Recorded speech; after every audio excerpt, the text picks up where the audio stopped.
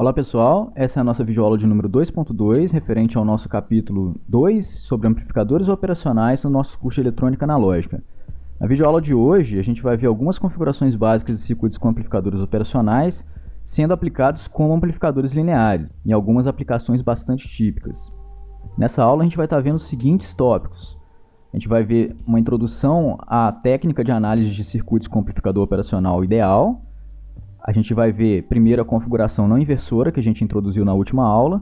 Depois nós vamos ver a configuração que é dual à configuração não inversora, chamada configuração inversora. Depois a gente vai ver o amplificador de ganho unitário, que a gente também já introduziu, mas vamos fazer aqui a análise usando as técnicas de análise tais quais as delineadas nessa aula. E vamos ver também o amplificador somador inversor, que é uma generalização do amplificador inversor. Depois a gente vai ver o amplificador de transresistência, uma implementação então com o amplificador operacional do amplificador de transresistência, que nós já estudamos anteriormente de uma forma idealizada. E por fim o amplificador de diferenças, também chamado de amplificador diferencial. Então vamos começar aqui falando sobre como que é a técnica de análise de circuitos empregando os amplificadores operacionais. Então, dado as características que nós já estudamos sobre os amplificadores operacionais na última aula, a gente sabe algumas premissas aqui de como esse componente se comporta. E a gente vai empregar estas técnicas de análise baseadas nessas premissas de como esse componente se comporta. Então, alguns resultados que nós já derivamos anteriormente, ou algumas características que nós já listamos anteriormente, vão estar sendo usadas como técnica de análise para o amplificador operacional ideal. Aqui a gente tem um modelo interno do amplificador operacional, que a gente já esquematizou anteriormente. Então, a gente tem a tensão de entrada do amplificador operacional como sendo a diferença das duas tensões V2 menos V1, da porta não inversora V2 e da porta inversora V1, então é a diferença dessas duas.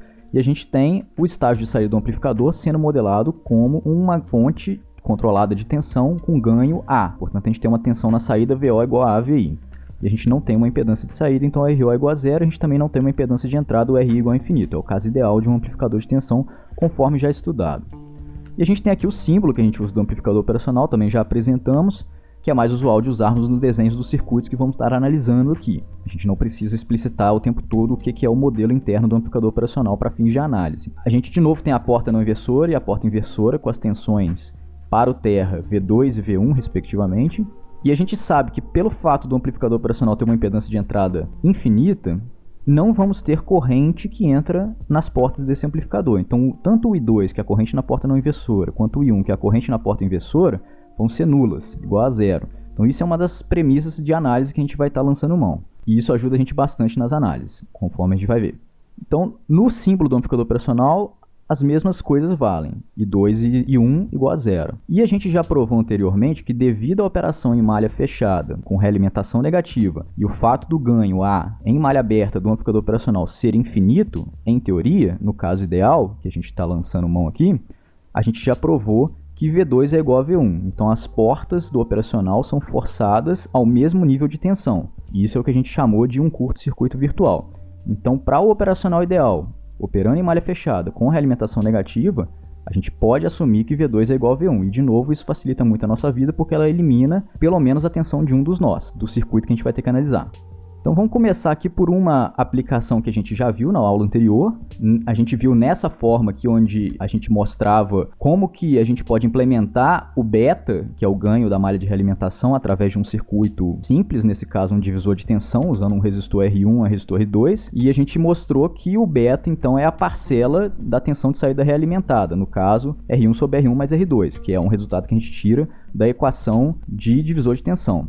A gente mostrou, usando a análise em diagrama de bloco na última aula, que esse ganho aqui seria 1 mais R2 sobre R1. É o resultado de que o ganho é sempre 1 sobre beta, né? Não depende do A, não depende do amplificador em si, depende somente da malha de realimentação. Mas aqui a gente vai mostrar que esse resultado ele é obtido usando-se as técnicas de análise que a gente está propondo. Então aqui embaixo tem um resumo desse método de análise. São dois tópicos praticamente únicos que a gente tem que seguir aqui.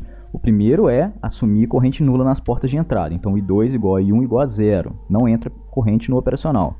E segundo, assumir o curto-circuito virtual nas portas, V1 igual a V2. Então, se você vê uma aplicação linear onde tem realimentação negativa e o operacional pode ser considerado ideal, você pode aplicar essas duas premissas imediatamente para a análise do seu circuito. Então, vamos só redesenhar esse circuito aqui e deixar bastante explícito as duas correntes nas portas, né? Que é I1 e I2 e ambas são nulas. Então, a primeira premissa.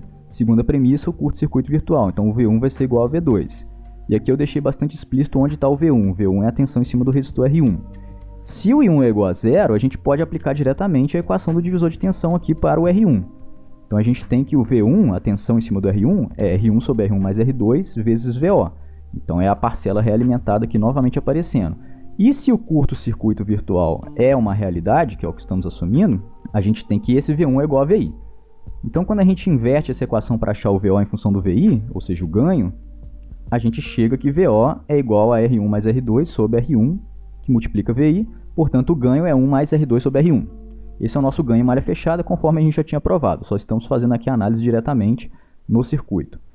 A gente pode falar também da impedância de entrada do circuito. A impedância de entrada, por definição de qualquer amplificador, é a razão entre a tensão de entrada e a corrente de entrada. Nesse caso, como a tensão de entrada é a porta não inversora, a corrente de entrada é I2, só que o operacional ideal tem I2 igual a zero, então a gente tem uma impedância de entrada que é infinita. Agora vamos para a aplicação dual do amplificador não inversor, que é chamada de amplificador inversor. A gente tem uma pequena mudança aqui na malha de realimentação, a gente continua tendo uma realimentação negativa através do R2, a gente tem o R1, só que o R1 agora conecta a nossa entrada à porta inversora, e a gente está aterrando a porta não inversora. Quando a gente faz isso, a gente está impondo à porta não inversora uma tensão de 0 V, já que a gente está aterrando ela. E por definição o TR é 0 V. Se a gente aplica de novo que a corrente I1 e a corrente I2, que são as correntes nas portas do operacional, são nulas, então não entra corrente no operacional, e a gente aplica também a premissa do curto-circuito virtual, nesse caso, a gente vai estar forçando que a tensão na porta inversora seja igual à tensão do terra, no caso 0 V, já que a porta não inversora está aterrada. Então V1 é igual a zero, assim como V2 é igual a zero. Está sendo imposto isso. E aí a nossa análise fica simples, porque a gente tem uma malha simples de avaliar aqui. A gente tem uma malha dessa corrente de entrada que eu chamei de I. Então a corrente entra por VI e sobe passando pelo resistor R2, porque não entra no operacional, porque I1 tem que ser igual a zero. Então por lei de Kirchhoff aqui de corrente a gente vê claramente isso. E aí a gente pode equacionar essa corrente em função das duas resistências. Vamos fazer isso então. A gente pode escrever primeiro para a resistência R1, que VI é igual a R1I, já que a tensão V1 é zero. E a gente pode equacionar ainda para essa corrente I, que V1 menos VO é igual a R2I. Então eu estou aplicando lei de Ohm ao resistor R2. A tensão em cima dele é V1 menos VO. Só que V1 é zero, então a gente tem isso igual a menos VO. Se a gente rearranja essa equação, a gente chega também no ganho da aplicação inversora, que é menos R2 sobre R1. Né? Então por isso que chama uma aplicação inversora, a gente tem um ganho negativo. O ganho negativo significa que você tem uma inversão de fase no seu sinal. Se a gente avaliar a questão da impedância de entrada de novo, aqui a gente tem uma razão entre VI e I para calcular a impedância de entrada. E nesse caso a gente não tem uma impedância de entrada infinita. A gente tem uma impedância de entrada finita igual a R1, já que a razão entre o VI e o I, pela primeira equação que a gente derivou, é o próprio R1. Agora vamos para outra aplicação que a gente também viu e vamos mostrar que essas técnicas de análise também chegam ao mesmo resultado que a gente já chegou aqui anteriormente. Então essa aqui é uma aplicação do tipo buffer, que é um amplificador de ganho unitário, não inversor. A gente tem uma tensão de entrada VI na porta não inversora e a gente tem a realimentação integral da saída indo para a porta inversora. Aí de novo, aplicando as premissas, a gente tem essas duas correntes nulas, não entra corrente no VI, não entra corrente no V1. E a gente tem o curto-circuito virtual. Então a gente tem obrigatoriamente VI igual a V1. Só que V1 é igual a VO. Então a gente tem V2 igual a VI e V1 igual a VO. Então quando a gente junta os dois, já que o curto-circuito virtual força ambos a serem iguais, a gente tem simplesmente VO igual a VI, ou seja, um ganho unitário. Então esse é o ganho em área fechada da aplicação como buffer unitário. Novamente, se a gente avaliar a questão da impedância de entrada, a gente vai ver que a corrente 2 é zero, portanto a impedância de entrada é infinita, assim como ocorre no amplificador não inversor. Na verdade, se a gente for observar o buffer, o amplificador de ganho unitário, ele é uma aplicação específica do amplificador não inversor. Em qual caso? Quando nós fazemos o R2 igual a zero e o R1 igual a infinito. Então, por isso que o nosso resultado aqui é de um beta igual a 1. Então, ele é um caso limite do amplificador não inversor. Vamos agora a uma aplicação mais diferente, chamada somador inversor. Então, é um amplificador que tem mais de uma entrada. A gente tem duas entradas aqui nesse somador especificamente. Nós temos a entrada VA e a entrada VB. Então, são duas tensões que a gente quer somar de alguma forma. aqui é de onde vem a origem do nome amplificador operacional. Ele está realizando uma operação matemática em cima dessas duas entradas com fins de algum tipo de computação analógica, que é a ideia original do amplificador operacional, era no emprego de amplificadores dentro de computadores analógicos. Então a gente tem aqui um monte de corrente, mas de novo, corrente I1 e I2 são igual a zero. Então quer dizer que todas as correntes que entrarem no nó da porta inversora vão estar se somando para sair para o R2, já que I1 é igual a zero.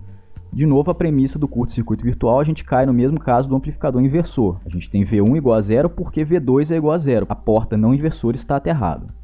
Quando a gente joga então aqui as correntes, IA relativa à entrada VA e IB relativa à entrada VB, a gente tem também a corrente que sai pela malha de realimentação, então a corrente do R2, já que a tensão na porta inversora é zero, a gente tem uma tensão em cima desse resistor no sentido da corrente que eu estou botando aqui, igual a menos VO, igual acontece no amplificador inversor. Então a gente só tem que lançar a mão de uma equação de lei de Kirchhoff de corrente aqui. Então a gente sabe que o IA pode ser escrito como sendo VA sobre RA, já que a tensão na porta inversora é nula. A mesma coisa se aplica à tensão de entrada VB. A gente pode escrever a corrente IB como sendo VB sobre RB, já que a tensão no nó da porta inversora também é nula. E aí a gente tem que aplicar aqui simplesmente uma equação de nó. O IA mais o IB tem que ser igual à corrente que sai desse nó, que é a corrente que passa pelo resistor R2, que nós já equacionamos como sendo menos VO sobre R2. Se a gente combina essas equações, então, a gente tem VO como sendo escrito como uma soma ponderada das entradas VA e VB, ponderado pelas respectivas resistências de entrada. Então a gente tem VO igual a menos R2, que multiplica VA sobre RA mais VB sobre RB. Então isso é uma consequência exatamente da lei de Kirchhoff de corrente aqui. Então a gente pode estar falando de ganhos para cada uma das portas, de repente. Então tem um ganho relativo à porta de entrada A, então é VO sobre VA, quando o VB está calado. Então quando o VB é igual a zero, a gente tem um ganho então, de menos R2 sobre RA. E a gente pode falar do ganho relativo à porta VB, quando o VA está calado, quando o VA é igual a zero. Então a gente tem um ganho GB igual a menos R2 sobre RB. Então a gente fala de mais de um ganho porque a gente tem mais de uma entrada. E o que a gente tem na saída é exatamente uma soma ponderada, invertida, já que a gente tem um sinal negativo, por isso daí que vem o nome somador inversor, mas é uma soma ponderada das entradas VA e VB. Se a gente avaliar as impedâncias de entrada, a gente vai ver que elas são os respectivos resistores de cada uma das entradas, porque a porta inversora está virtualmente aterrada devido ao curto-circuito virtual. A gente pode generalizar esse resultado aqui para o somador inversor, e a gente vai ver que não importa quantas entradas N a gente tenha no somador inversor, o que a gente vai ter no nó da porta inversora é sempre uma soma dessas correntes todas e elas indo para o resistor R2. Então se a gente aplica de novo a lei de Kirchhoff de corrente para o nó da porta inversora, para o nó V1, e de novo assume o curto-circuito virtual, onde V1 é igual a V2 é igual a zero, já que a gente está aterrando a porta não inversora, o resultado ao qual a gente chega é bastante similar ao anterior, mas generalizado. A gente tem que a tensão de saída VO vai ser menos R2, que vai multiplicar o somatório das entradas Vn ponderadas pela sua respectiva resistência Rn.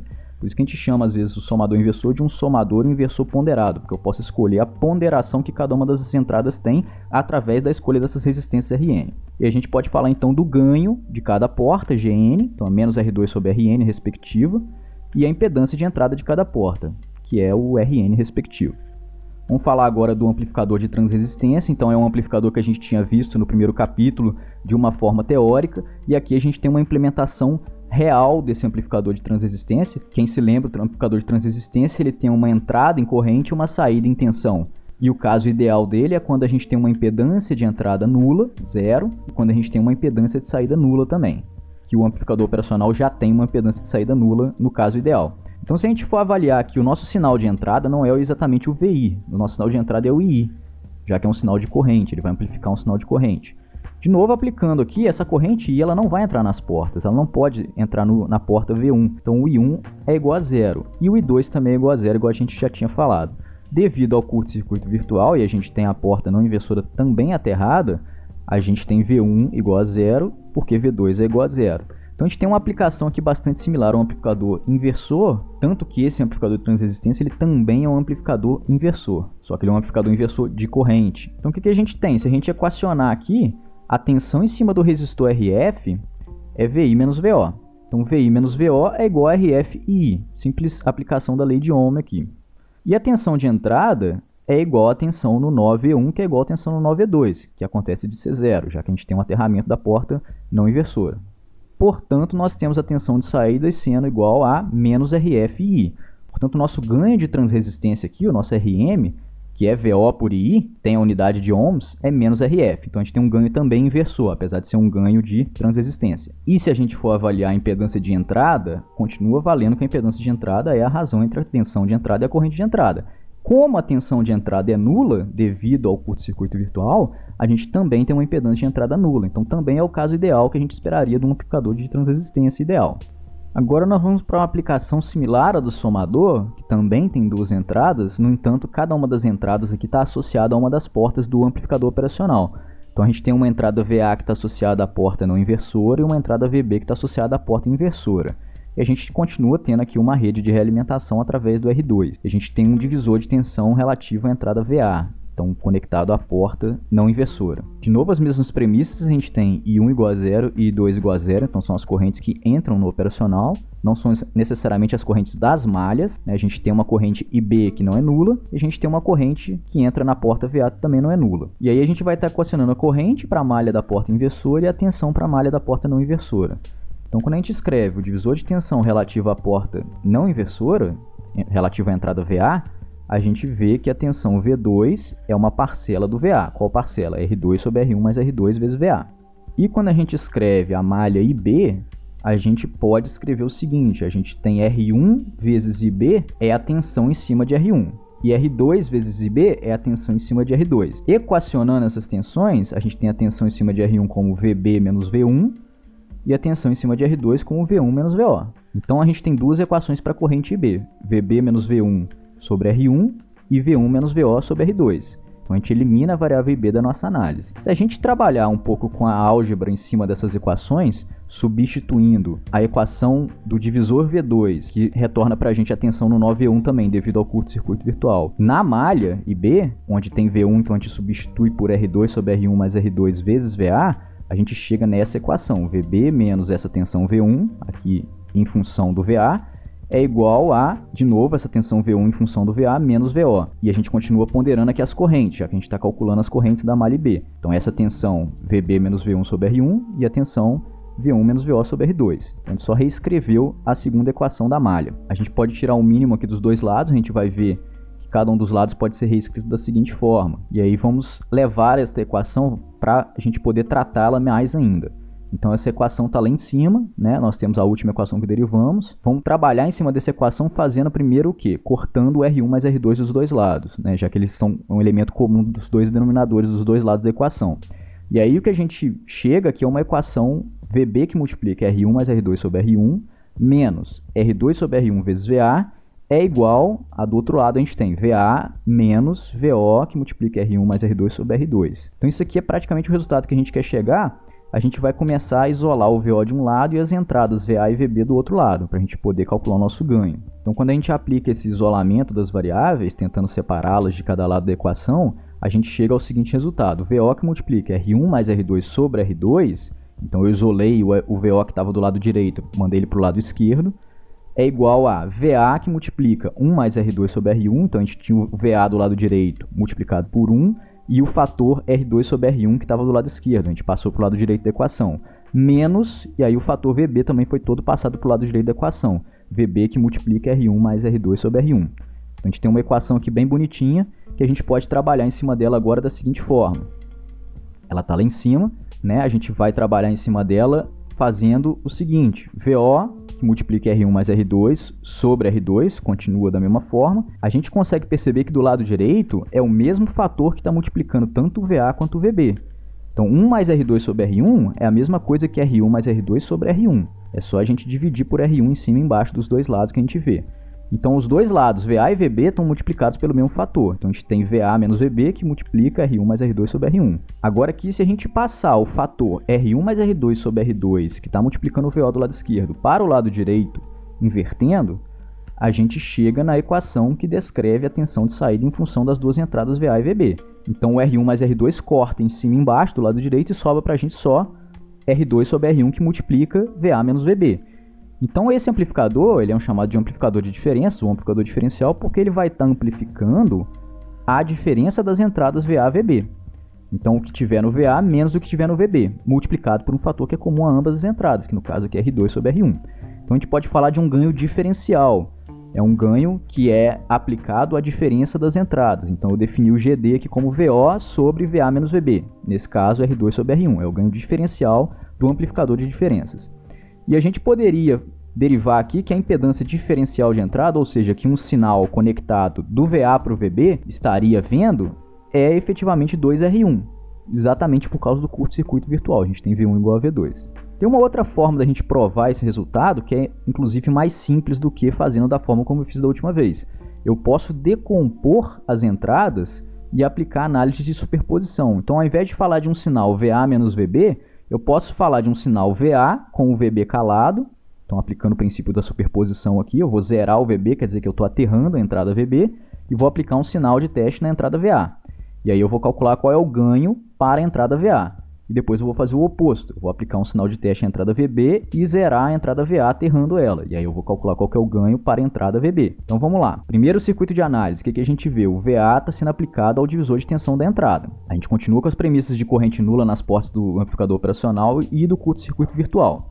Eu posso escrever, tal qual eu já escrevi para o amplificador não inversor, a equação para V2. V2 é igual a R2 sobre R1 mais R2 vezes VA. É a parcela do divisor que chega na porta V2, na porta não inversora. Aí acontece que o nosso caso aqui, então, vai se reduzir ao que o amplificador não inversor faz. Ele vai pegar uma tensão na porta V2 e como na malha de realimentação você tem um divisor formado por R1 e R2 lá na porta inversora, a gente tem o mesmo resultado a ser aplicado. Eu tenho que VO é igual a 1 mais R2 sobre R1, que é o ganho do amplificador não inversor, vezes V2. Então não é vezes VA, é vezes V2. Só que V2 é uma parcela do VA. Qual parcela? É a parcela que a gente calculou do divisor. R2 sobre R1 mais R2 vezes VA. Então quando eu concateno esses dois resultados, eu tenho o VO escrito em função do VA, da seguinte forma: 1 mais R2 sobre R1 que multiplica R2 sobre R1 mais R2. Então a gente pode falar aqui do ganho relativo à entrada VA quando a entrada VB está calada, ou seja, VB igual a zero. Estou falando de VO por VA com VB igual a zero. E aqui a gente vê que é R2 sobre R1 mais R2 que multiplica 1 mais R2 sobre R1. E de novo, se a gente tira o mínimo aqui, a gente vê que aparece R1 mais R2 no numerador do lado direito e do denominador do lado esquerdo. E aí eles vão simplificar e vai virar R2 sobre R1. Então o ganho relativo à entrada A é R2 sobre R1. Prosseguindo aqui para a segunda parte da análise por superposição, a gente inverte a nossa análise. Então a gente vai calar a entrada VA, aterrando ela, e a gente vai avaliar um sinal de teste na entrada VB. E aí o que a gente tem quando a gente cala a entrada VA? Eu tenho V2 igual a zero, já que a tensão na entrada VA é igual a zero, então na porta não inversora também vai ser igual a zero. E aí fica de novo como o caso de um amplificador inversor. E no amplificador inversor a gente já sabe que VO é igual a menos R2 sobre R1 vezes VB. Então é um resultado que a gente já tem. Então a gente tem um ganho relativo à entrada VB como sendo igual a menos R2 sobre R1. De novo, a situação que a gente está analisando aqui devido ao princípio da superposição é com VA igual a zero. Então esse é o ganho relativo à entrada B. Combinando os resultados de 1 e de 2, que a gente derivou por princípio da superposição, primeiro avaliando uma fonte calada e a outra como sinal de entrada, depois avaliando outra fonte calada e uma como sinal de entrada, a gente tem o que a gente chama do ganho diferencial novamente, que é concatenando os dois resultados. A gente tem que VO vai ser R2 sobre R1, que é o mesmo fator que aparece multiplicando os dois, e só muda o sinal.